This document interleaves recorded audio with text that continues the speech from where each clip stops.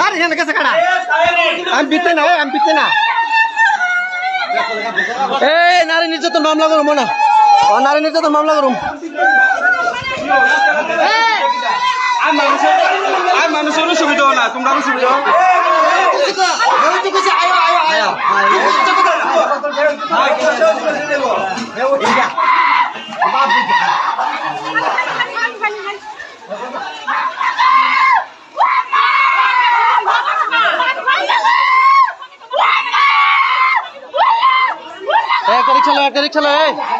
একটা রিক্সা চালাও